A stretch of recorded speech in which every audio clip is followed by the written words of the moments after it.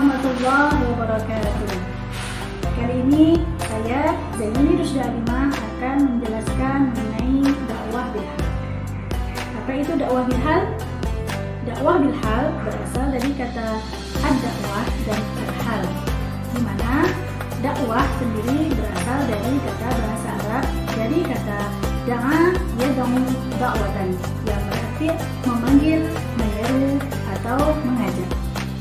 Sedangkan dakwah menurut istilah adalah seruan atau ajakan kepada keinsyafan atau usaha untuk mengubah situasi yang lebih baik dan sempurna baik terhadap perorangan atau pribadi ataupun masyarakat.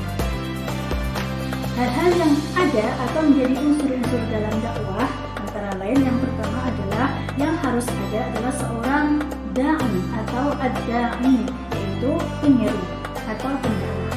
Kemudian al-mad'u atau penerima dakwah. Di samping itu ada juga materi dakwah yang disampaikan kepada al-mad'u dan juga metode-metode dakwah. Dalam hal ini banyak sekali metode-metode dalam dakwah, bisa berupa ceramah atau nasihat ataupun yang lain. Dalam hal metode ini ada beberapa macam dakwah. Yang pertama yaitu dakwah bil lisan. Apa itu dakwah bil lisan? Dakwah bil lisan adalah seruan atau ajakan atau dakwah melalui lisan atau dengan ucapan. Dalam hal ini ada beberapa metode, diantaranya adalah dengan ceramah atau nasihat atau diskusi ataupun yang lain. Sedangkan dakwah bil qalam atau dakwah dengan tulisan bisa melalui surat kabar, buku ataupun jurnal ataupun yang lain. Nah, sedangkan dakwah bilhal ini adalah dakwah yang dilakukan melalui perbuatan-perbuatan atau tindakan-tindakan yang nyata dalam rangka untuk meningkatkan keimanan kepada Allah Subhanahu wa taala baik terhadap perorangan maupun dalam masyarakat.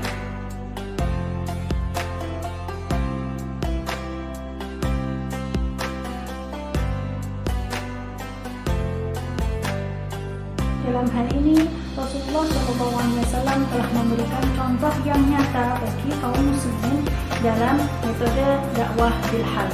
Rasulullah SAW mempersatukan kaum muslimin dengan mengangkat antara kaum Ansor dan kaum Muhajirin dalam suatu ikatan persaudaraan karena Allah. Beliau menjadikan ikatan persaudaraan ini sebagai ikatan yang benar-benar harus dilaksanakan, bukan sekedar isapan jempol atau omong kosong. Begitulah Rasulullah berdakwah dengan cara memberikan contoh secara langsung dengan perbuatan yang nyata, bukan hanya berbicara, bukan hanya menyuruh, bukan hanya melarang, tetapi langsung mempraktekannya sendiri. Kemudian dakwah bilhal ini merupakan metode dakwah yang sangat efektif dan efisien. Rasulullah SAW merupakan panutan bagi seluruh umat Islam, menjadi suri tauladan bagi kita semua yang patut dicontoh. Sebagaimana firman Allah dalam Quran surah Al-Ahzab ayat 21 yang berbunyi, A'udzu billahi minasyaitonir rajim. Bismillahirrahmanirrahim. Laqad kana lakum fi rasulillahi uswatun hasanatun liman kana yarjullaha wal yawmal akhir wa dzakarallaha katsiran.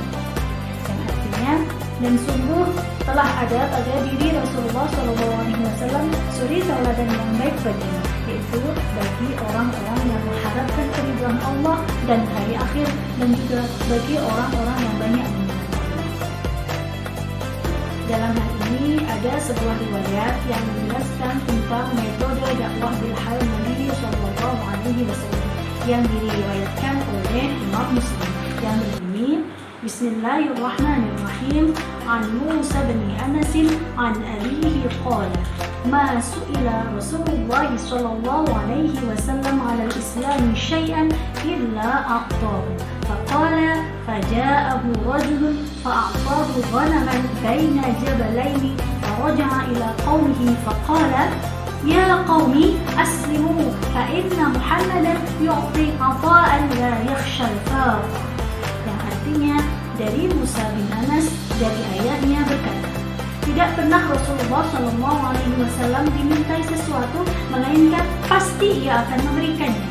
Sungguh telah datang seorang peminta kepadanya, maka sementara diberinya kambing yang berada di antara dua bukit, hingga ia kembali kepada kaumnya dan mengajak kaumnya, "Hai kaumku, segeralah kamu masuk Islam, karena Muhammad memberi seperti pemberian orang yang sama sekali tidak kuat habis atau akan tetapi sebagian besar umat Islam justru kurang memperhatikan efektivitas dakwah bil hal ini, sehingga mereka lebih suka berdakwah bil lisan. Padahal hasil yang dicapai dengan metode bil lisan tersebut bisa dikatakan kurang maksimal, bahkan terkesan lamban. Berbeda dengan dakwah bil hal yang menghasilkan karya nyata dan mampu menjawab hajat hidup manusia. Dalam contoh sederhana, dakwah bil hal dapat dilakukan misalkan dengan membayarkan SPP bagi anak yang kurang mampu, atau memberikan pelayanan kesehatan atau pengobatan secara gratis, atau membagi-bagikan sembako, membantu saudara-saudara kita yang tertimpa musibah ataupun bencana alam, serta turut dalam pembangunan masjid, musola, surau, madrasah, dan berbagai amal saleh lainnya. Dakwah bil hal sangat luas cakupannya. Maka dari itu, dakwah bil hal ini lebih berhasil apabila dikerjakan karena dakwahnya lebih nyata. Konsep dakwah bil hal ini sebenarnya bersumber pada ajaran Islam, sebagaimana yang dicontohkan secara langsung oleh Rasulullah SAW serta para sahabat beliau. Dan umat Islamlah yang seharusnya menjadi pelopor bagi pelaksanaan dakwah bil hal ini. Namun pada realitanya di lapangan justru para misionaris yang mempraktekannya, sedangkan dakwah Islam masih terjebak pada nilai-nilai normatif yang kaku. Secara tidak langsung, keadaan inilah yang sering menyebabkan terjadinya perpindahan agama, khususnya bagi mereka yang bertempat di pelosok-pelosok desa dengan kondisi ekonomi masyarakat yang dapat dibilang sangat memprihatinkan. Kenyataan di lapangan telah membuktikan betapa efektifnya dakwah bil hal ini.